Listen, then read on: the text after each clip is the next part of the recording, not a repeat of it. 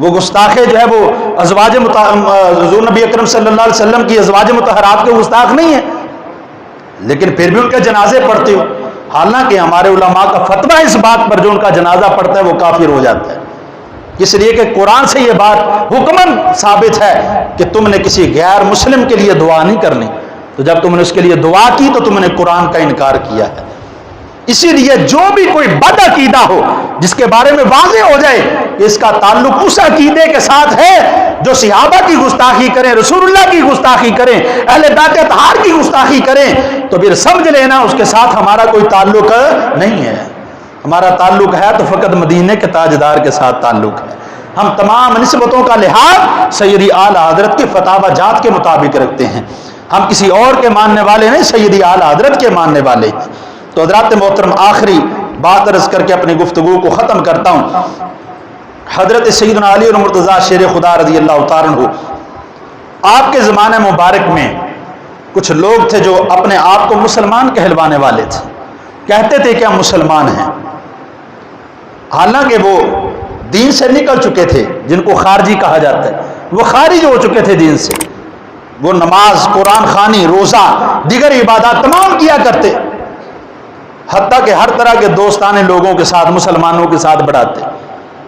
تو حضرات محترم، اس وقت حضرت مولا علی شیر خدا رضی اللہ تعالیٰ عنہ آپ نے لوگوں کو حکماً جاری فرمایا، حکماً جو ہے وہ حکم نامہ جاری فرمایا ان لوگوں کے ساتھ میل جول نہیں رکھنا، ان لوگوں کے ساتھ تعلق داری، رشتہ داری نہیں رکھنی، اپنے دینی معاملات کے اندر ان کو اپنا بھائی قرار نہیں دینا، ان کو قطعی طور پر اپنا بھائی نہ کہنا، یہ تمہارے بھائی نہیں ہیں، جو بد عقیدہ وہ مسلمان کا بھائی نہیں ہو سکتا۔ یہ کون تعلیمات دے رہے ہیں؟ حضرت سیدنا علی المرتضیٰ شیر خدا رضی اللہ تعالیٰ، یہ وہ تعلیمات دے رہے ہیں کہ لوگوں اپنے آپ کو محفوظ کر لینا۔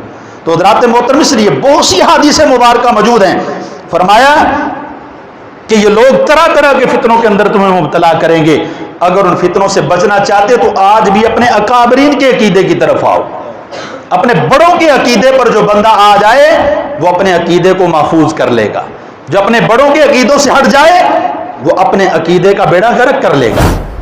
آج آپ دیکھ رہے ہیں جس طرح عام چل رہا ہے، ایک بل پاس کیا جا رہا ہے جس کو ٹرانسجینڈر کے نام سے عام طور پر لوگ سمجھ رہے ہیں، جو دیکھ رہے ہیں۔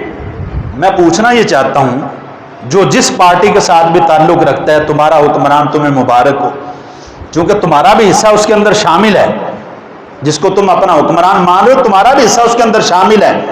یہ تمام پارٹیز جن کو آپ اپنا حاکم مانتے ہیں، M P M N As مانتے ہیں، وہ تمام کے تمام اس بل کو پاس کرنے کے اندر موجود تھے۔ تمام پارٹیز کی سربراہان، لیڈیز جو عورتیں ورکر ہیں، وہ اس بل کو پاس کرنے کے اندر شامل حال ہیں، وہ سر دست آگے موجود ہیں کہ جنہوں نے بل پاس کروانے کی کوشش کی کہ مرد اپنے آپ کو عورت لکھوانا چاہے لکھوا سکتا ہے، عورت اپنے آپ کو مرد لکھوانا چاہے لکھوا سکتی ہے، اگر عورت مرد لکھوائے تو اس کو مردوں والے حقوق، اور اگر مرد اپنے آپ کو عورت لکھوائے تو عورت والے حقوق اس کو مل سکتے ہیں۔ مرد مرد کے ساتھ شادی کرنا چاہے تو کر سکتا ہے، عورت عورت کے ساتھ شادی کرنا چاہے تو کر سکتا ہے۔ میں پوچھنا چاہتا ہوں، جب یہ پاکستان حاصل کیا گیا تھا تو یہ کس نام پر حاصل کیا گیا تھا؟ پتہ ہے نا آپ کو کس نام پر حاصل کیا گیا تھا؟ یہ کلمہ حق کی بنیاد پر حاصل کیا گیا پاکستان ہے۔